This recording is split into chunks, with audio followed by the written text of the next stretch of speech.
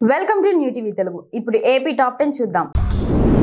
NDA ప్రభుత్వం అధికారంలోకి వచ్చి నెల రోజులు గడిచినా ఇచ్చిన హామీలను అమలు చేయలేదని వైసీపీ నేత షేక్ ఆసిఫ్ విమర్శించారు.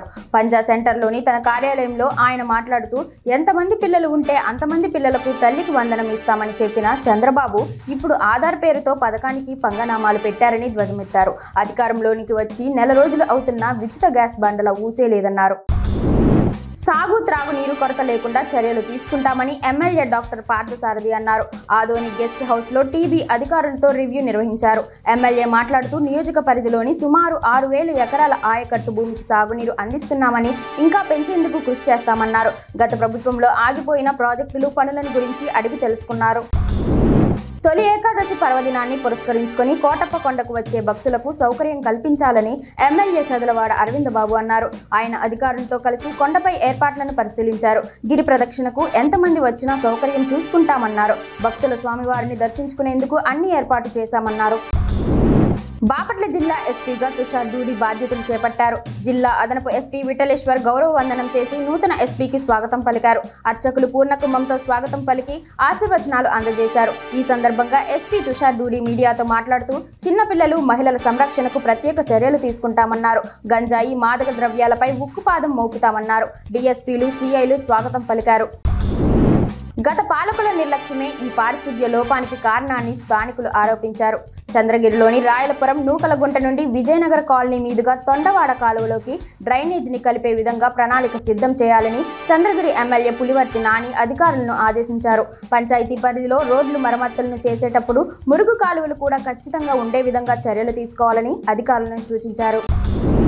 పాకాల మండలంలోని ఉప్పరపల్లి గ్రామ పంచాయతీ ఊట్లవారిపల్లి సమీపంలోని ఆనందగిరిపై వెలసిన శ్రీ వల్లి దేవసేన సమేత సుబ్రహ్మణ్య స్వామి ఆడి కృత్తిక బ్రహ్మోత్సవాలను ఘనంగా నిర్వహించాలని చంద్రగిరి ఎమ్మెల్యే పులివర్తి నాని తెలిపారు. ఆడి కృత్తిక బ్రహ్మోత్సవాల ఏర్పాట్లపై ఆలయం వద్ద అధికారులు, ఉభయదాతలు, స్థానికులతో పులివర్తి నాని సమీక్షా సమావేశం నిర్వహించారు. చేజర్ల మండలం యనమదల గ్రామంలోని పలు ప్రభుత్వ కార్యాలయాలపై ఉన్న వైసీపీ నేతల పేర్లను అధికారులు తొలగించారు. గ్రామ సచివాలయం అనుబంధ భవనాలకు తమ సొంత స్థలాన్ని ఇచ్చినట్లుగా సర్పంచ్ సుందర రామిరెడ్డి కుటుంబ సభ్యులు పేర్లు వేసుకున్నారు. ఆ స్థలం ప్రభుత్వానికి చెందిందని గ్రామస్తులు ఉన్నత అధికారులకు ఫిర్యాదు చేశారు. విచారణ జరిపిన అధికారులు ప్రభుత్వానిదిగా నిర్ధారించారు. పేర్లు తొలగించడం జరిగింది.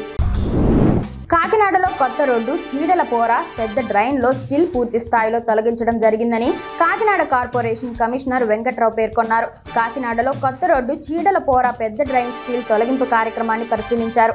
అనంతరం సర్పవరం జంక్షన్లో గల టాయిలెట్స్ ను పరిశీలించి అధికారులకు పలు సూచన చేశారు. ఈ సందర్భంగా ఆయన మాట్లాడారు.